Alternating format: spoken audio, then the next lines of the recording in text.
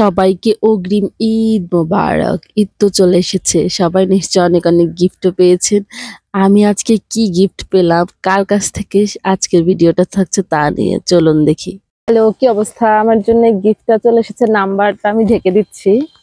এই যে আমি এখন এটা আনবক্স করব। এটাতে কি আছে সত্যি কথা বলতে আমি জানি না। চলেন আনবক্স করি। আচ্ছা, আমরা এই বক্সটা এখন খুলবো, কি আছে দেখি।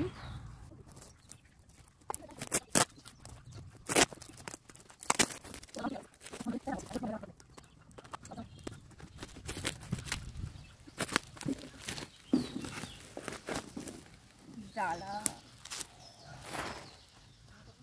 খুব সুন্দর একটা ডালা এসেছে। এই যে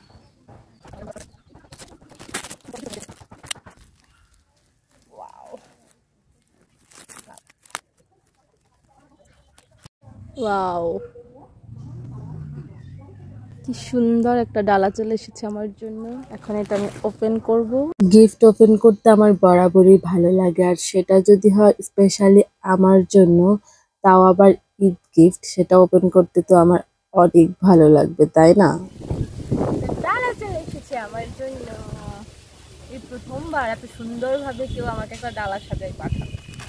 এই একটা থ্রি পিস,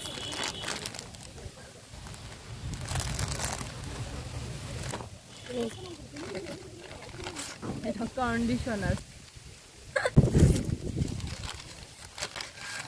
এটা শ্যাম্পু। আমি বাহিরে বসে ভিডিওটা করাতে হাঁস মুরগির সবকিছুর ডাক শোনা যাচ্ছিল।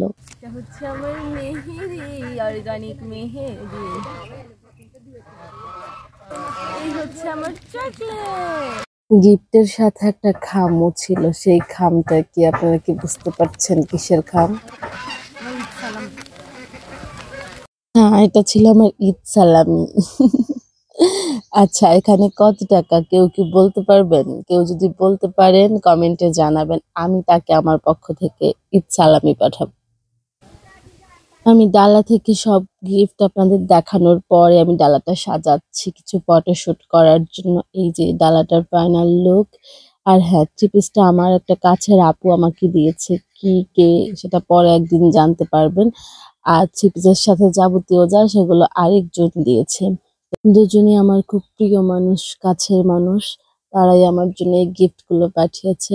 তাদের দুজনকে থ্যাংক ইউ সো মাচ। আমি অনেক খুশি হয়েছি, সত্যি কথা। ছিল আমার ডালা।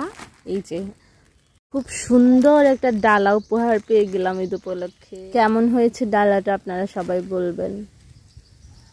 তো এই ছিল ডালা। আমার পেজটাকে অবশ্যই ফলো করে দিবেন, লাইক কমেন্ট শেয়ার করে দিবেন। ইউটিউব থেকে দেখলে সাবস্ক্রাইব করে দিবেন। আল্লাহ হাফেজ।